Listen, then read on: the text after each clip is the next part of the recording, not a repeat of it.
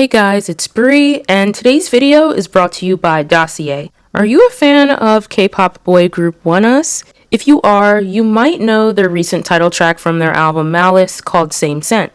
ONEUS ended up taking home more than one win for this song, and it was so deserved in my opinion. The song talks about how after their lover left, their scent still lingers, and all ONEUS wants to do is get that person back. Well, this brings me to a brand that I absolutely love and want to discuss with you guys called sssocial. As ONEUS touches on in their recent title track, scent or your sense of smell is a very strong element and can even trigger certain memories or emotions and uplift your mood. As a person who's very into skincare and beauty, I love to incorporate fragrances into my self-care regimen. The great thing about sssocial is they offer excellent high-end luxury perfumes that rival retail high-end brands for a fraction of the price. The typical fragrance on their site will only cost you between $29 and $59 US. sssocial also offers free returns and exchanges, so you can try out their fragrances risk-free, and they're constantly adding new scents to their collection, so sssocial definitely has a fragrance for everyone. sssocial sent me their floral marshmallow and floral lavender fragrances, and I am obsessed with them. If you love warm citrusy scents with a strong vanilla marshmallow-like base, you will adore floral marshmallow like I do. I think it's a great fragrance, especially for the fall. And if you're a huge fan of lavender like me, who enjoys brighter scents like jasmine, orange blossom, and mandarin, you'll definitely want to check out floral lavender. These fragrances are affordable, and the quality is definitely there. When I wear them, the fragrances last all day, even after a long day at the office. If you want to give sssocial a shot and feel expensive for the fraction of the price,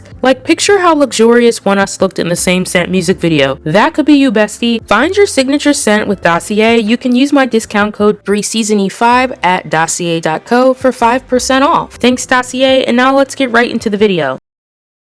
I'm saying I don't wanna come down from your love. We'll get lost together, let me find. Don't ever let me come down from your love. From your love, from your love. Today's video topic was suggested by some of my Discord members or brioches, Arsene and Hala. And Arsene and Hala suggested that I do either things that should or shouldn't be normalized in K-pop. So I decided to get into some things that I think should not be normalized in K-pop in this video, and I'll briefly explain why. Before we get into it, you know what to do though. If you haven't already, make sure to subscribe and like this video for more multi-fandom K-pop content. I also want to take the time to thank my amazing channel members, Vermilion, Miriam, BB Fawn, Alice Loves Cherry, King Leonidas, Kaylin Caster, Night Skinny Honjin, and Misa. Thank you so much for supporting my channel. I really appreciate you guys, and I hope that you're still having a good time enjoying my content. Some of you, such as Vermilion, Miriam, Kaylin, Night Skinny Honjin, and Misa, have been members for over 2 months, so thank you so much. And if you're watching this and you want to support my channel, you can do that by clicking join under this video or clicking the link in the pinned comment for some cool perks. So without further ado, let's get into the video. Using idols who have passed away to gaslight other fans. Alright, so I know this is a very touchy topic, but I really wanted to get into it. Time and time again on Twitter, I've seen fans voicing their concerns about idol scandals, and almost 100% of the time, I'll see at least one person come in and gaslight fans with comments like, "Leave X idol alone. Don't you remember what happened to X idol from X group?" I'm gonna be real, comments like this disgust me, especially since I often see this argument brought up when a K-pop fan isn't even hating or an idol. They're simply bringing attention to or critiquing behavior that they feel is wrong or problematic. Idols who have tragically passed away are not your token idols to use in order to gaslight fans and keep them silent on issues or from pointing out behavior that should be called out. Leave the idols that have passed away alone and let them rest in peace. Minors in K-pop. Now, hear me out. I know that there have been many idols in the industry that have debuted at very young ages. Off the top of my head, a few that come to mind are Boa, Taemin, Nikki, and most recently, the members of New Jeans. I'm not saying that young people shouldn't have the chance to follow their dreams, to have a career in the idol industry and start early, but my concern comes with knowing how harsh the industry can be and the pressures those standards put on young, still impressionable, growing and developing people. On top of that, I feel like companies are really pushing the boundaries nowadays on what is appropriate for minors when it comes to concepts. This on its own is a problem because you are in essence forcing young people to grow up too fast and portray themselves in mature ways for a concept concept. If you add the fact that unfortunately there are people who sexualize minors, it becomes a much bigger and scarier problem. So where will we draw the line? Judging a song based on a snippet. As K-pop stans, we often wait with bated breath for our faves to release new music, and sometimes even groups we don't stan but casually listen to and follow. We're all accustomed to highlight medleys and music video teasers, which give us a sneak peek of the full tracks that are to come, with comebacks, and gives us an idea of what the individual songs may sound like. However, one of my pet peeves is fans who jump to conclusions and basically prematurely say a song sucks or is a flop before the full version of the song is even released. Now, don't get me wrong, like I said before,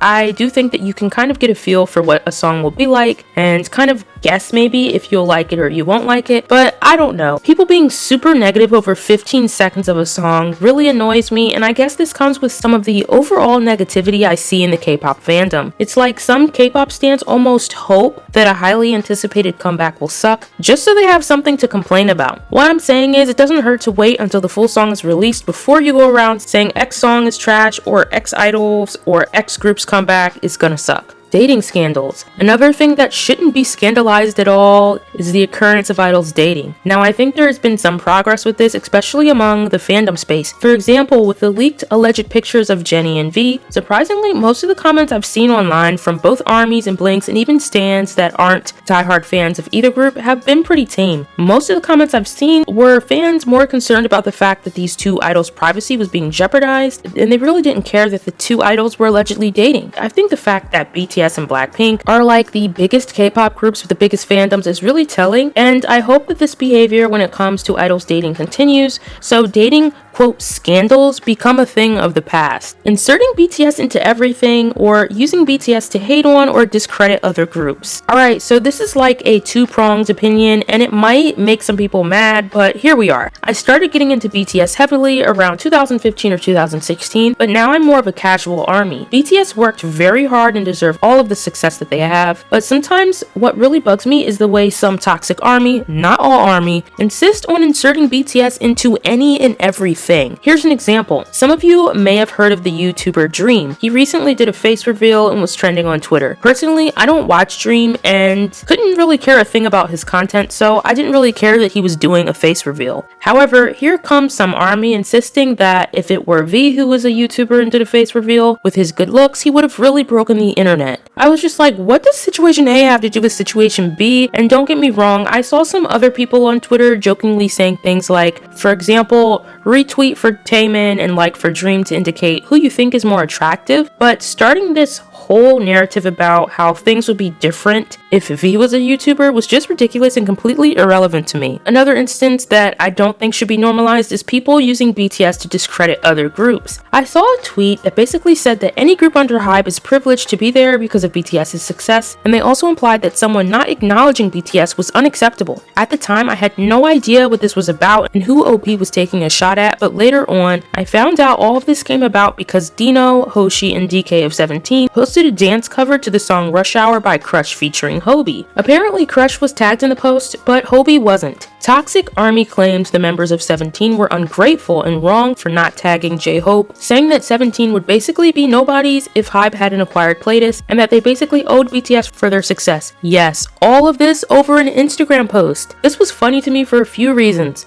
First of all, 17 debuted in 2015. They've been one of the hugest K-pop boy groups for quite a while, and were only acquired by HYBE in 2020. But Playtist is still the company who manages 17, so to say 17 owes their success to HYBE and BTS is like discrediting all the 5 years, most of their careers by the way, that they've worked hard to build a name for themselves when Playtist has only been acquired by HYBE in the most recent 2 years of 17's career. It's really laughable. And on top of that, the members of 17 don't even manage the official 17 Instagram page. I'm sure their staff does. So if anything, all of this anger towards Hoshi, Dino, DK, or 17 as a whole is completely misplaced. I've seen some people argue that 17 couldn't tag Hobie because Hobie doesn't follow the 17 official page. I'm not sure if that's true or not, but honestly, it doesn't even matter. The fact that some toxic ARMY used this silly situation to discredit 17 is just one example of how the fandom has a weird god complex sometimes and seems to jump at any chance to use BTS to discredit other groups. It's especially silly being that I'm sure BTS wouldn't condone this behavior. I mean, everyone knows Jungkook and Mingyu are besties, for example. Hobi is still rich and famous whether he's tagged in that Instagram post or not. So Toxic Army, do better and stop discrediting other K-pop groups due to your own insecurities. And I also want to mention, it isn't just Toxic Army that does this. Western media is just as guilty. For example, in a recent interview with SiriusXM Radio, the host asked 17, when you started the band, there's no way you expected that you'd be up there just like BTS, that you'd be at the same level as BTS. And Vernon answered, when we debuted, BTS wasn't the BTS today either, so it's really crazy what we're doing right now and where we are at right now. And he was 100% right. BTS debuted in 2013, 2 years before 17, but BTS didn't really become the larger-than-life icons that they are today until about 2018 and onward, when they really started to blow up internationally. So overall, to use BTS as a measuring stick for other idols and group success, or as a way to discredit them, is really uncalled for and just needs to stop. Ageism in fandom spaces. So in one of my previous videos, I touched on ageism when it comes to idols in the industry, but this time I want to refer to ageism in the context of fandom spaces. I'm sure you've seen younger fans say things to older fans like, don't you have a job? Why are you still on Stan Twitter? Or maybe you're a fan in your mid to late 20s or even 30s and up who has often had younger fans be surprised when they realize you're into K-pop at your age. I found some younger fans' reactions towards older fans a little strange because, for one, K-pop is just a genre of music, or really a blend of a bunch of different genres of music. So why is enjoying a type of music something that you're expected to age out of? I also find it interesting that many fans in their mid to late 20s are the same age as some idols, especially third-gen idols, and many second-gen idols are in their mid to late 30s and older. So there's this weird assumption by some younger fans that by the time you're an adult, you're supposed to just work and not have any hobbies or interests anymore, and that's something that I find really weird. I was actually talking about this to one of my Twitter moods, so hi Aki if you're watching this, and basically Aki said something like, a lot of these fans act this way because they themselves fear growing older, and to me that did make a lot of sense, because I guess adulthood or getting older is kind of like the fear of the unknown for some younger fans, but I just find it strange that some of them treat older fans this way when they too will eventually be in their mid to late 20s and even older. This ageism should not be normalized, and I think younger fans need to understand that life doesn't become boring and free of any fun or enjoyment once you hit 25. So that's all that I have for things that shouldn't be normalized in K-pop. I hope you enjoyed it, and let me know what you think of the points I made in the comments. If you liked this video, like and subscribe, and I'll see you in the next one.